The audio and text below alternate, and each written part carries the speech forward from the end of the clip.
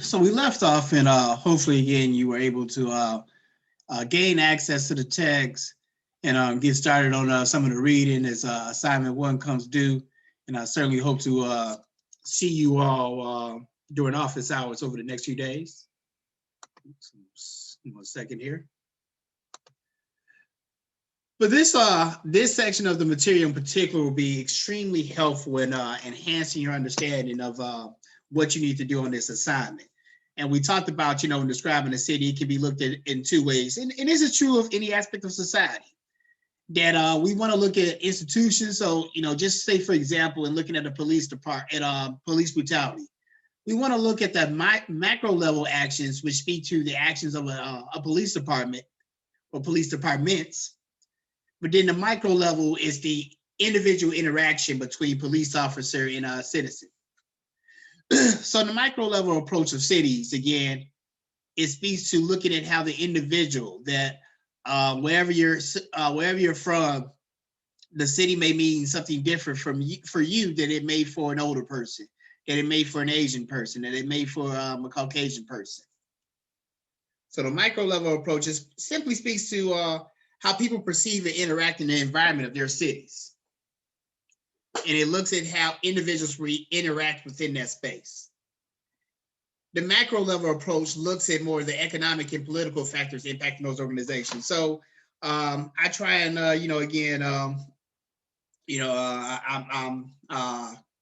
constantly reading different things, and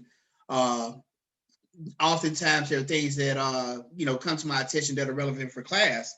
So one, this article talked about how, and I'm sure y'all can't see it, but the title of the article is Big Cities Still Matter, Big Cities Still Matter. And there were some illuminating things from this article, Stephen, that even surprised me, such as, again, what is the main reason that we talked about, whether it be 10,000 years ago or whether it be last year?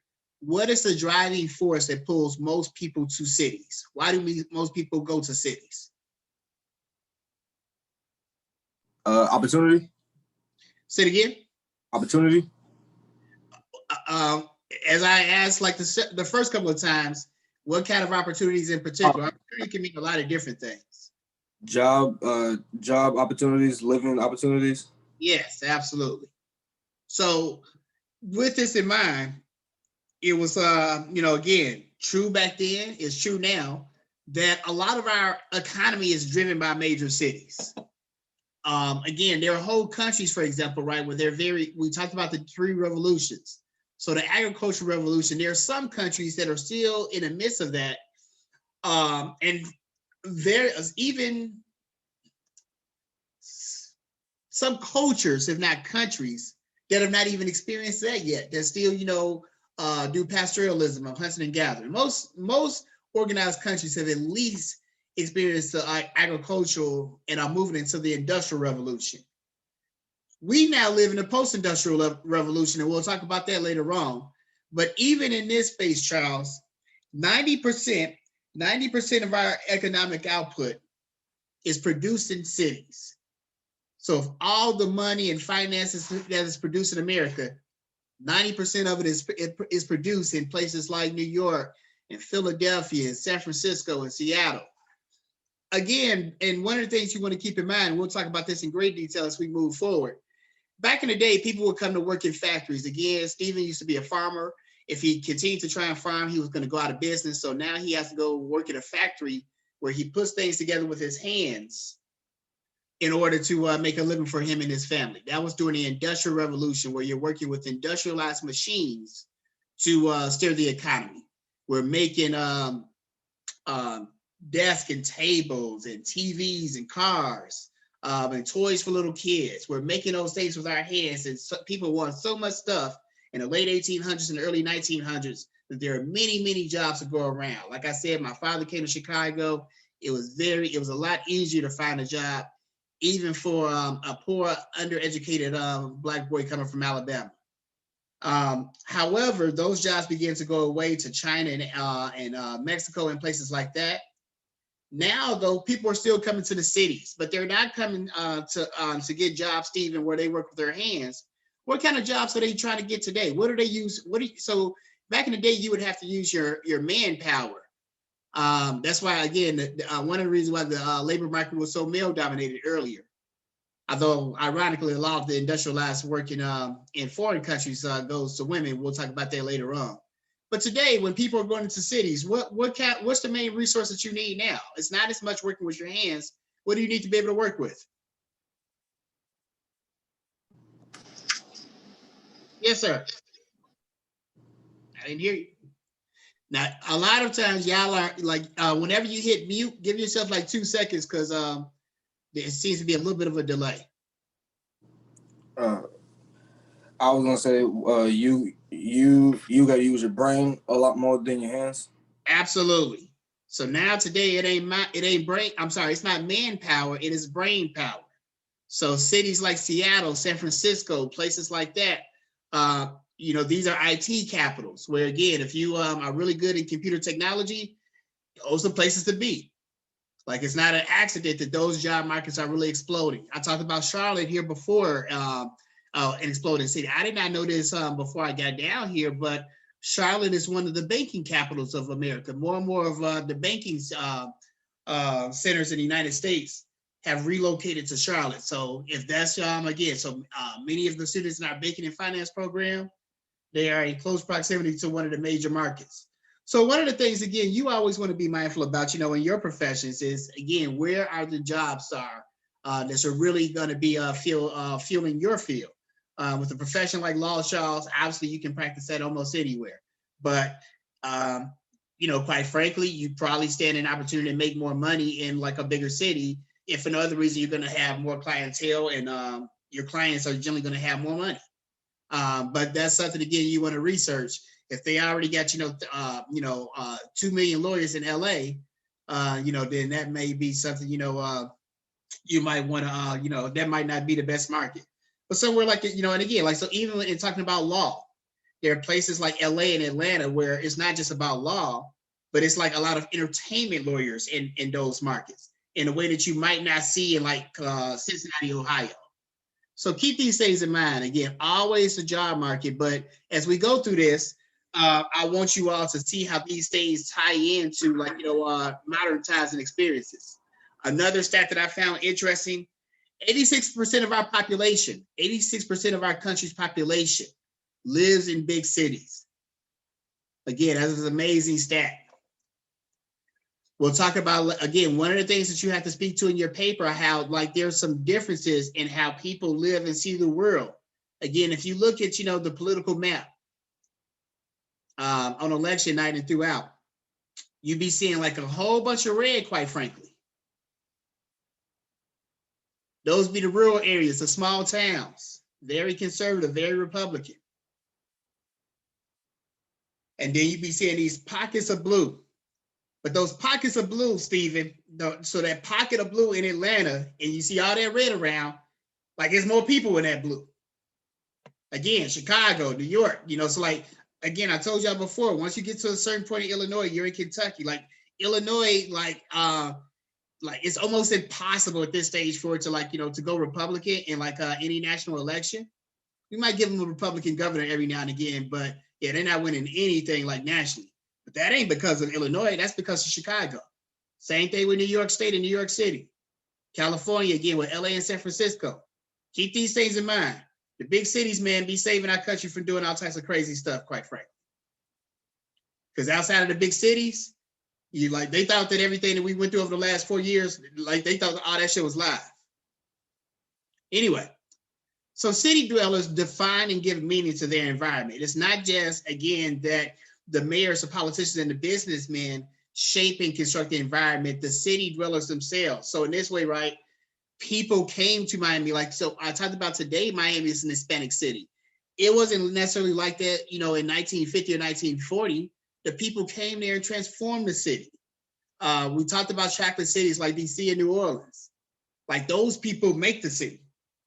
It's not just a matter of the institutions and things of that nature. So keep in mind, right, what this means in terms of how people, so this was a unique aspect of social science where there were real efforts made to see how individuals who lived in these cities experienced them. Let's look at Bloomer's premises on this. And then I'll dive in more deeply in a moment.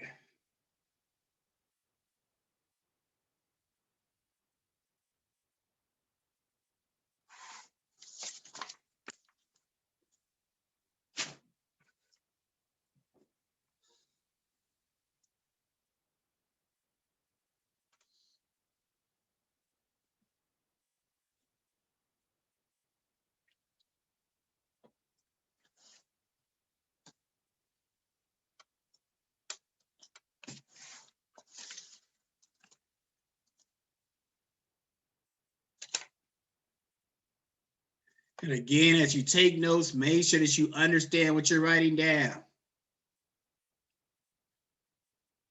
So in this way, Charles, when you see that there's a lecture that talks a lot about cities, it'll help you understand if you're looking for a book about cities. I say this in jest, but again, none of this is doing you any help if y'all not processing like the information. So if I'm asking y'all, what are they coming to the cities for? Like, that shouldn't be something that we have to guess about 2-3 times. Make sure that you understand the flow of the lecture, because we're going to move a lot more quickly soon. But don't be intimidated. It's very simple and straightforward. And if you listen carefully, this shouldn't be a difficult class at all. Question, Dr. Muhammad, while we're taking notes. So I spoke to the librarian earlier this morning while I was reading up on one of the books. But what I wanted to do, because I know that I have to kind of share the book with Barry, what I did, I took a picture of every page, and like what she told me I can do, she said she wanted me to come back and so I'm about a jump drive today, and I was going to basically scan. She said I can scan the entire book on a jump drive, and then I was going to try to share it to Barry and Deshaun, since there's only 3 of us in the class. So we won't have to keep going back to the library. We can try to have it on our laptops. And I just want to make sure that was okay with you. Absolutely. I think that is a grand idea. Now, be mindful of this, young Kinlaw. If she wants it, like if it's easier for her to do the whole thing, that's good. But make note of the chapters that you're assigned, because you don't have to read every single chapter in the book. But you know what? To avoid confusion, we'll just do it like that. But make note for y'all. So yeah, have her go ahead and and do the whole thing. But make note for you all the specific chapters that you're assigned. Yes, sir. Yes, sir. But no, I think that's an excellent idea. Thank you for your resourcefulness on that. I'll give you 1 extra credit point for making that happen. Yes, sir. Thank you. So, like again, right? We've talked about this in many aspects of social sciences. That think of it like this, Stephen. America and the idea of America is not just the government and the politics and all that. So, like where as bad as Black people have been treated in this country, and as much as we have been made to feel like not full citizens, and they've even been described as refugees at times. Talks of even a Black president of going back to Africa, where he was not born and had not been until he was an adult. That even in spite of that, like America ain't just George Washington and John F. Kennedy and stuff like that. Like America is us. Like this country would not be what it is without Black people specifically. Like without us, man, like you're probably born in like England or Germany or something like that. And you certainly don't have the industrial and economic might that you do. So it's so our experience in this country, again, has been very harsh. But it's not our only interpretation of it. Again, we have made great contributions and have been able to, in spite of a great deal of adversity, accomplish really amazing things in this society and country. Oftentimes, this interpretation of America from the Black perspective is not shared. And bringing it into the municipal, into the city environment, we want to incorporate more. There was an effort through symbolic interactionism to see how individuals, again, make sense of the environments that they live in, as opposed to the scientists just describing it for them. So it talked about how, so Bloomer, for example, one of the primary theorists in urban sociology, he says that human beings act towards things on the basis of meaning that the things have for them. So like even something as, you know, like in Chicago, like, and I think in many cities, public housing in the late 20th century, we're going to talk a great deal, Stephen, about public housing later on, and some of the problems that came with public housing. Created a whole bunch of problems. So this is like, more affectionately called the projects. In Chicago, Illinois, the projects were just, it was real jacked up. Pretty much like y'all will see on New Jack City, which I hope that y'all have seen. People would be taking over, like, so how they took over the Carter, the gangs would take over the projects and pretty much use them as drug houses, terrorize everybody that lived there. Little kids and stuff couldn't hardly go outside and play because there's shootouts and stuff every day. Sex and stuff all up in the hallways and the doorways, crackheads, all any and everywhere. So just not a really safe and inviting environment. As a result, and people who lived in the projects were very much isolated from the city. In terms of like we talked about, people come for jobs. In many ways, the projects, you would be based in the city, but you would still be isolated from all those job opportunities. I apologize. Half extra credit point for y'all. Cell phone should be on during class, Charles Kinlaw. Give me one moment here to put this on silent. Dr. Muhammad, tell them women you gonna call them later. I'm a woman man, you know that. So the meanings of things, so they talked about how, so with the projects and stuff, right? Like in the early 2000s, a lot of the projects began to get demolished. So places like the Robert Taylor Halls, Cabrini Green is where JJ and Thelma Elvis lived, for example. So they began to tear all those projects down. But it was like, man, and from the outside, again, for somebody who wouldn't have to live there, it's like, oh, okay, that's a great relief. They relocated a lot of the people. They were going to put them in like, some public housing that was actually more like housing. So as opposed to like, having people in all these high rise, they might put them in like, typical Section 8 type crib, have an apartment where you can actually have a community. However, what they found, Charles, is that it actually caused a breakdown in some community. That even in these really, fucked up living conditions, people were able to find some community out of that. So, for example, you may live in this project, Stephen, but the woman 3 doors down really well, and she's lived there for years. So if you have to work a few extra hours, you can like leave your kids with her. You can feel like safe and secure, and everything's going to be okay. There were a lot of networks like that within the projects where even though, again, you hear this crab in the barrel mentality all the time, but even in some of these environments, people would work really closely together and look out for one another. So they had a sense of community where they had people that they could depend upon. If they needed some help, needed a few extra food stamps, if they needed a few extra groceries, they had neighbors they could rely on. They then, a lot of times, they put these folks in what they call mixed income housing, Stephen, where it might be a Section 8 house right next to like a condo that's worth like, 6 figures. The idea behind that was that if you it's bad enough to be poor, but the real problem is when you isolate poverty, when you got a whole bunch of poor people on top of each other. So for Black people, for example, in most of our communities, Stephen, in after slavery, it wasn't like that. Y'all heard about it. It might be somebody that's really poor, but across the street it's a doctor. On the next block it's the dentist. On the next block it's, the preacher.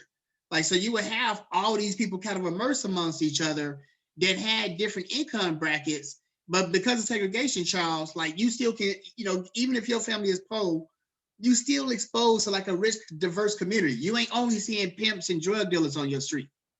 Like you get to see everybody, as opposed to like, little Ronnie growing up in DC today, like it's only like, dereliction in some of these communities. So the idea was to create an environment where people can interact. But in doing that, it broke down some of the communities they had, where it's like, now some of these project people, it's like, man, I don't know these white people over here. I ain't finna be asking them for nothing. So a lot of those relationships broke down. So hear me out on this example where it talks about, again, we need to always consider what these communities mean to the individuals. The city planners, Charles, they just would tear down the projects, but they would not ask the people who lived in these places, hey, what do you all think we should do? So symbolic interactionism allows us again to take that micro level approach. Again, we talked about the second bullet point here, that there are interactions that one has with his or her fellows, that even though this community might be jacked up, like it's your hood. Y'all hear it again all the time, right? You know, within rap music itself, that people again that may come from these really like, you know, jacked up environments, filled with like violence, drugs, and despair, but people be loving their block, right?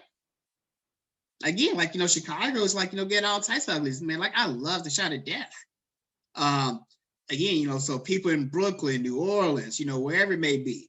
And even after you like, you know, move out of these communities and move, and sometimes get to other economic brackets, many of these individuals still identify, you know, with those, you know, neighborhoods and communities. So that's really important to understand. And one of the things I want you all to like really question is why?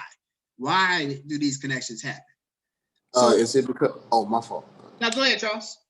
I was gonna try to make a connection. So, like, would it necessarily be like an emotional attachment, even though they're around certain people? But like you said, when you're so accustomed to living in a certain place, and even though they wouldn't interact with the dentist or the other person that, like you said, like that would be on the next block, there are some people that they could have potentially made a connection with. And like the analogy I was gonna try to use, I want to say it was Barbershop 2. I think the concept for that movie. The company was coming in, they was trying to buy up everybody off the block, and it was giving people so much money so they can move and put, you know, like a dentist office or different things there. So like that what kind of came to my head when you said that. Excellent example. I'm going to give you another point for that with Charles. You're on the road today. Great one. Again, I want you to use your critical analysis of things you've observed already to bring into these concepts that we're going to talk about in class. So yeah, that's a great example where it was not just a place. Excuse me, it's not just a place or a location. It was more than that. It's like, okay, man, it's the place where I met my girl at. This is the place where, you know, that time when I like, you know, I had this really big job interview and I was real nervous, man. I came here for a cup beforehand, like that really helped. Like, you know, man, like I didn't have no pops at home. Like I learned about the birds and the bees sitting right here listening to y'all. Like, man, like, you know, like right now, for example, and not being able to go like get a cut, like, you know, with the frequency in which I want to, as much as I hate cats talking crap about the Cowboys, I miss going to the barber. Like, man, they would have been on me this year. Oh my God. Like, and I know they miss me too. Like, man, Kareem lucky his ass ain't up here. Cause like, as soon as I be coming in there, man, they just let me have it. Like, it's been days in there. I'm arguing with the whole shop.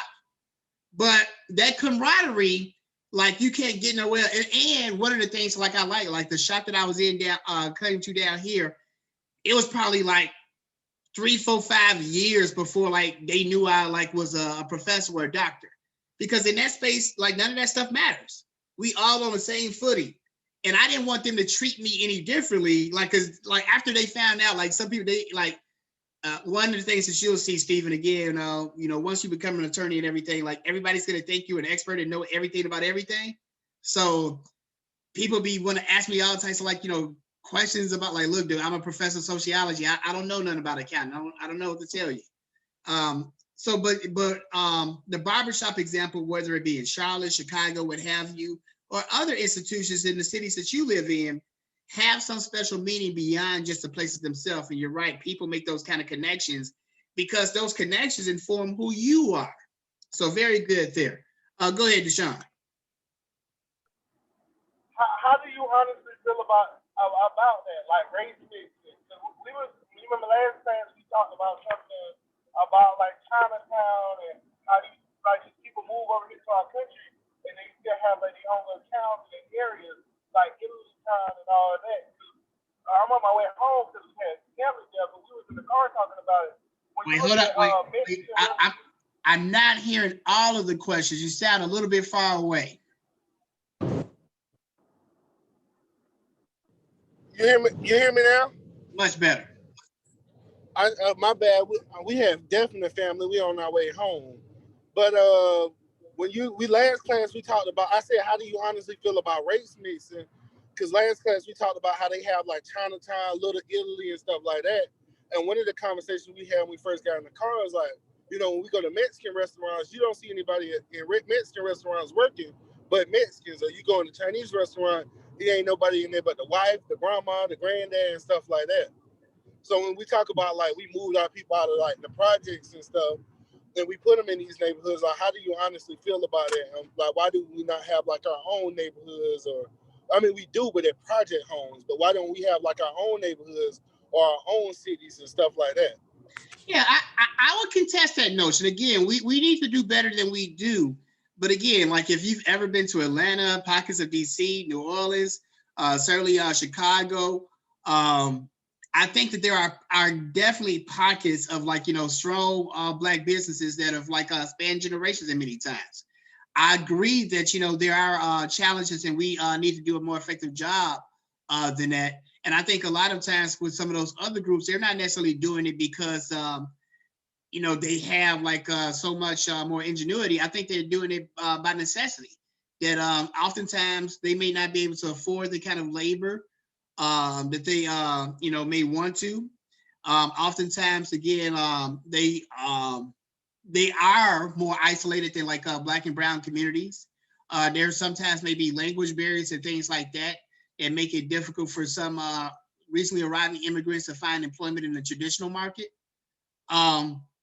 But I do think that now, so what as it relates to race mixing, there are two areas related to that. So if it's something that happens organically or something like that, in general, I don't have that much of an issue. I'm generally pro-diversity. I do think that there should be like, some ethnic enclaves. There should be like, strongly identified Black neighborhoods.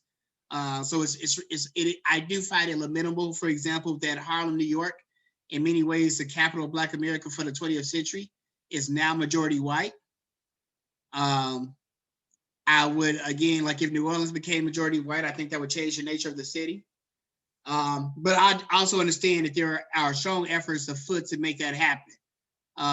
So I guess to answer your question, that I do encourage Black people to fight more strongly for their neighborhoods and communities, and to transform them into business centers. But as we'll talk about, there are a lot of things that like related to that we don't have full control over.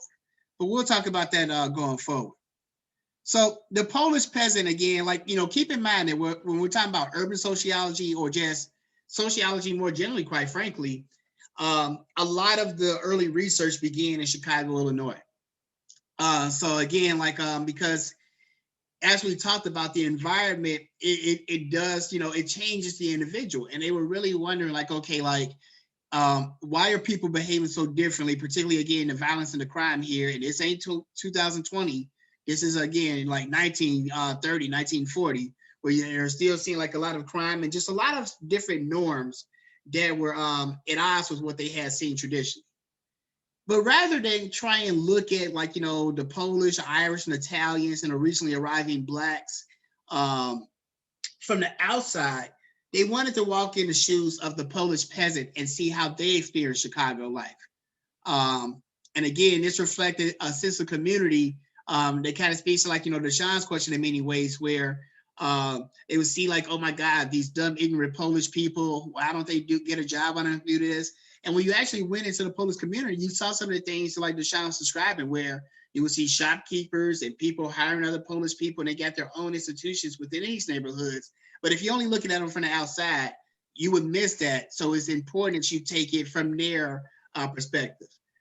Charles, go ahead. This is not something that you need to write down, but it gives you a context of the discussion going forward. Go ahead, Charles. Just to connect this, matter of fact, I think you went over this in the social research class I had with you not too many semesters ago. I think you told us about, I want to say it was either a scientist, but basically it was an experiment, and one of the scientists went undercover. I think you remember what I'm talking about. He went undercover in Chicago for what was it, like 2-3 weeks or 2-3 months, and just like how you said, he was just trying to experience like the life of Chicago, whatever. So like with you mentioning that about the Polish, do you think how I was trying to connect that back to what you just said? I lost my train of thought. It'll come back to me. I'll let you finish. It'll come back to me. I kind of lost my. But yes, and symbolic interactionism as a framework within social science, it crosses many things. That's definitely an example of it, where the gentleman again wanted to find out the rationale behind selling drugs, a very dangerous and criminally vulnerable business. But that can go to many things. Like again, so people have like to try and understand how homeless is experienced. You can do some secondary data analysis stuff like that. But some people have actually like, let me go out on the street and I'm gonna live like a homeless person for a couple of weeks, to try and find out like how sexist is this corporation. You may like again like you can't understand it just by asking people. You might need to actually spend some time as if you're one of the like corporate managers for a little bit. So all types of research has been done to kind of like allow you to step in somebody else's shoes. Park, again, one of the leading Chicago school sociologists, he said, the city is a state of mind, a body of customs and traditions and of organized attitudes and sentiments that inherit these customs and are transmitted with the tradition. The city is not, in other words, Stephen, merely a physical mechanism in an artificial construction. It is involved in the vital processes of the people who compose it. Again, so what he's basically saying here is that that Washington, D.C. is not only a place on the map, that there is a certain mentality that comes along with living and growing up there.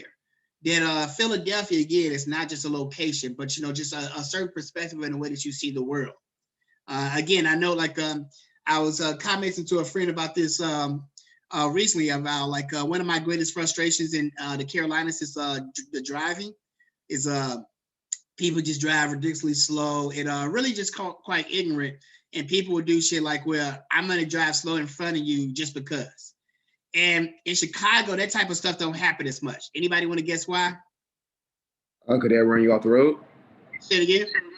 You said why I don't have it because y'all run them off the road? Yeah. Or like you'll literally, you literally get shot out here, dog. Like people shoot you for nothing at all. That's road rage, Dr. Muhammad. Hey, But wow. but if you live there, you understand that, so you know that, hey, I can't be messing around with these people out here. These people are crazy. Again, there are 3 million people that are tougher than me. Like, and they got nothing to lose. They'd be like, fuck it, dude. Like, so yeah, I would run your ass off this road if you keep driving like this. Now, again, and that would be sometimes if an old lady that just don't mean no harm. But if you up here actually deliberately trying to be an asshole, yeah. Like you'll get your ass beat, man, for doing like crazy disrespectful stuff. So as crazy and as violent as it is, and again, New York, Detroit, all types of places. This is not only unique there. And best believe, like a place like Charlotte, like, even though I complain about the Carolina driving now, like it's not even just about, the mindset of the people. Once the population gets to a certain level and you get different types of people, this type of behavior is inevitable. That, again, you're competing for resources in this small space, Stephen. It causes people to become a little bit more aggressive over time. That's just human nature. So again, we got to be mindful about this, right? I told y'all about these mega cities in America where you actually might be able to find a job. So imagine the mindset of people in Africa and Asia, and they come into these cities and it's desperate levels of poverty, and it ain't no jobs to be found. What type of mentality, what type of behavior do you think that's going to spawn? So the city, again, is rooted, again, customs and habits of its inhabitants. It is really important, no matter where you go, to know those customs.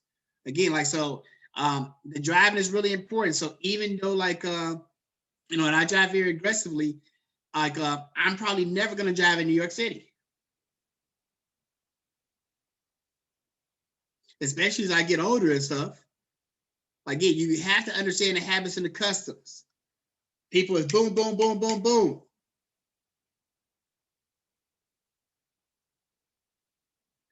Like, you got to be ready for that. Like, people, again, like, tourists, again, like, the same way I talked about this. Tourists walking downtown Chicago, they want to look at the buildings and all that stuff. Nobody got time for all that, man. You're going to catch your elbow out here. Especially during the sports seasons too, where everybody's having games and the stadium's getting packed up. Like I know with Charlotte, when the Carolina Panthers play, like traffic's always bad in Charlotte. Like Absolutely. Yes. So I can imagine what you're talking about with Charlotte. Yeah, traffic's horrible. I try and do my best to like not go out on Sundays or not go into like downtown in Greater Charlotte on Sunday. It's been a couple of times I'll forget. And I'm like, oh, why is this traffic so? I'm like, oh, damn, the Panthers finna play. Fuck. I forgot. So the city, and this is important, right? Hear me out here. One of the things you got to write about in your paper is organic and mechanical solidarity.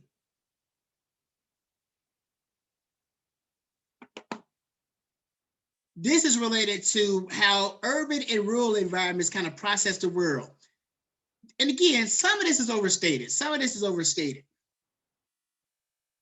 But in urban environments, Steve, it values rationality. So rationality means that,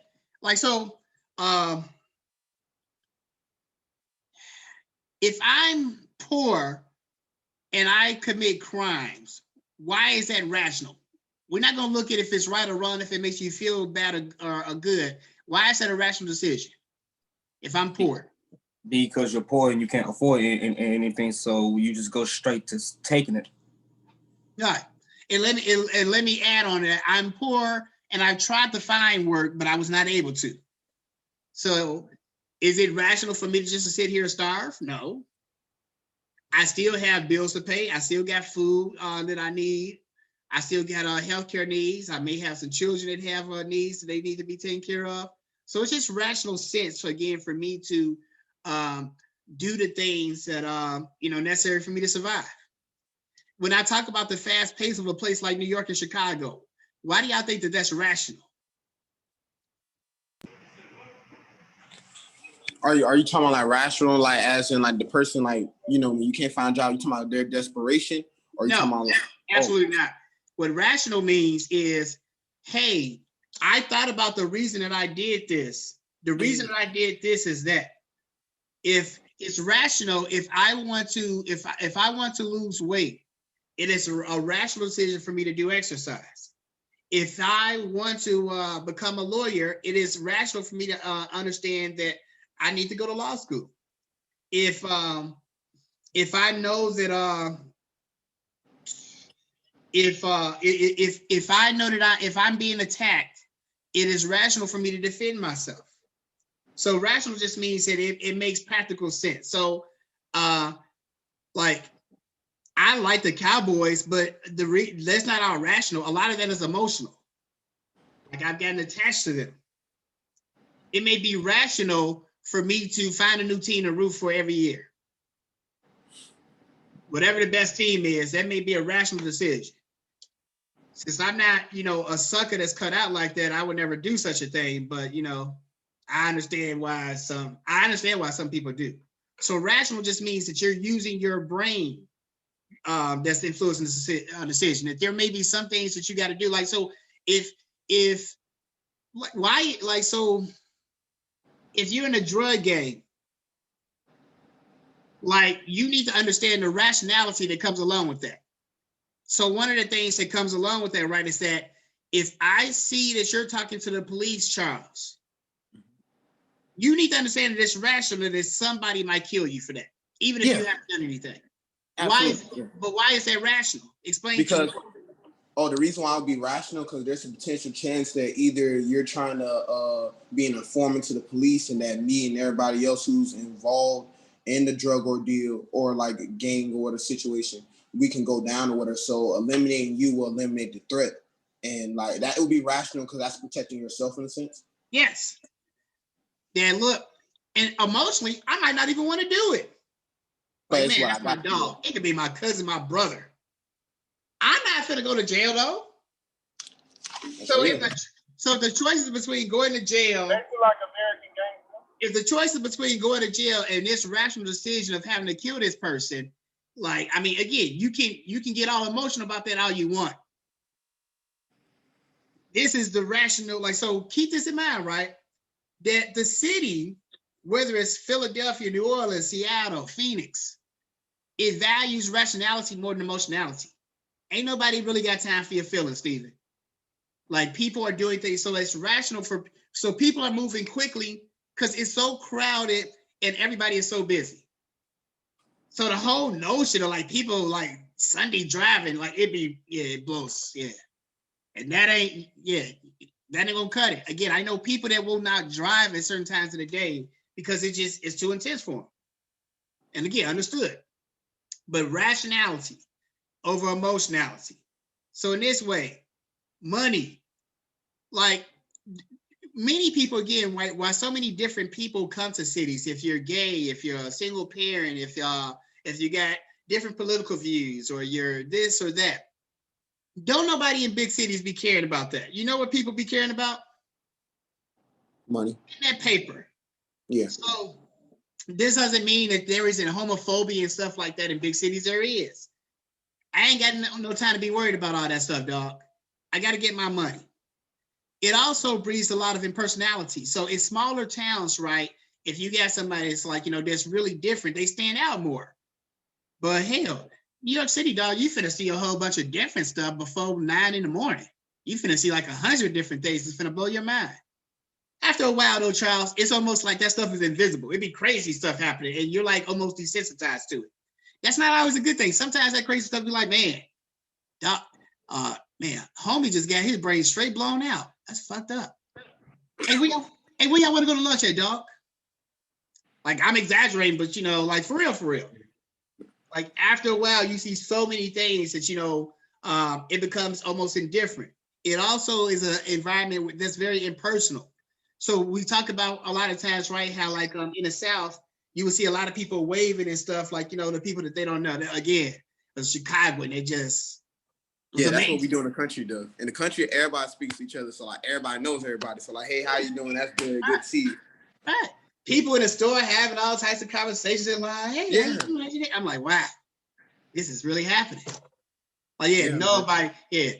Up north, man, many times again, ain't nobody speaking to nobody, dog. No, ain't no conversation. Like, yeah. And it always like strikes me, like it takes me a while when I go back to kind of readjust. And it will seem like, again, if you're up there, right, and if you're not used to it, it seems rude, but it's not. Again, get in and out. We don't have time. Again, it's too many people in the city, man. I can't know and talk to everybody. I'm sorry. Yeah. So punctuality, being, again, I talked about why again is everybody in such a rush. Like there's a billion things to do. It's limited space. Boom, boom, boom, boom, boom. Time's money. You've heard the phrase a New York minute. So that means that like a New York minute is way faster than like other minutes. And you got all time that in those 60 seconds in New York, you can do way more things than you can in other places. And then it kind of breeds a blasé attitude where, again, like I talked about, whether it be related to violence or what have you, that it's so many things that can shock your system, that can be a shock to the system, Stephen, that you kind of like got to put up a wall and just be almost indifferent to everything. And again, even y'all, even like, again, where you talked about, and being a country boy, what have you, Charles, if you lived in an urban environment 5-10 years, you would see very slowly, like this would be happening. Your attitude be changing, things should be saying like, wow. Because again, it's so much stuff going on. After a while, all that stuff almost becomes invisible. And then there's a personal freedom unique to the city where in many rural environments, traditionally, tradition is really reign. Your daddy went to this church, your granddaddy went to this church, everybody's expected to behave this way. And if you don't, like, so if you miss church, like in a small rural town, it is like, just like, headline news, like, oh my God, where were you at? If you miss church in Philadelphia, like it's so many people there, like, people ain't gonna really notice as much. So that doesn't mean, again, this does not mean that people don't love the Lord up north and in big cities, but it's a lot more freedom to kind of come and go. You don't have as many people that may be judging and like, observing your behavior quite as closely. Because again, it's too much going on. People got other stuff to do. Go ahead. That's a great point, Dr. Muhammad, because I remember when we went to Atlanta. Well, I went to Atlanta with you for the Pre-Law Society, and I was walking down like downtown Atlanta. And even though that's not the same as Chicago and New York, like just how fast paced Atlanta was fast. Absolutely. There, like all together, like we had to, make sure we didn't, buses were just coming through and everything. I was just like, that's crazy when you're in the country and you're seeing like 30 acres of land and you're just driving through that. So like, it's way faster. So I definitely agree with that. No, absolutely. Although Atlanta is getting there again, like, I definitely feel it where, like when I get there, like, and we drove there, so you kind of saw, like, I can really get loose, like on the road and stuff, in a way that is different than like in coming through the Carolinas. One final point before we close for the day: the imagery of the cities are very important as well. Like, so think about this, Stephen. When you're watching NFL football or any sporting event, one of the things that they often do is like they'll like showcase and like show you images of a different city. So if a Detroit team is playing, they'll show you like their skyline. They'll show you South Beach or stuff like that. If like Miami is playing, and if here in San Francisco, if a San Francisco team is playing the Warriors, the 49ers or something, they may show you the Golden Gate Bridge. So in this way, like in different films and stuff like that, again, like if a film is in New York, they'll start the film by showing the New York skyline just to give you a sense of where you're at before they even start talking. So these images also play a very important part in creating a sentimentality of a city, if you will. The bridges, the buildings, the architecture. Again, one of the things that I love about different cities, Charles, is the architecture and how they look so different. So like, I love how like DC looks, for example. I love how New Orleans looks and how it's set up and designed. So again, like, whether it be the French Quarter in New Orleans, the Chicago skyline, the best skyline in the world, I believe. These things, again, connect to certain history itself. Like, so if a Chicago team is playing, I'm like, dang. Like, like just seeing the lake, and it kind of like, just like that part, like we talked about the rationality, head over the heart. That part ties to the heart aspect of it. And that's really important, and cities often use to their great advantage as well. We'll close there for the day. As always, this lecture is recorded, will be posted. Are there any questions before we leave for the day? No, sir. Well, you all have a wonderful afternoon. Charles, keep me posted on whether you're able to get access to that book, and I'll see you all on Friday. Absolutely. I'm seeing you, Dr. Mom. Peace, yo. Peace.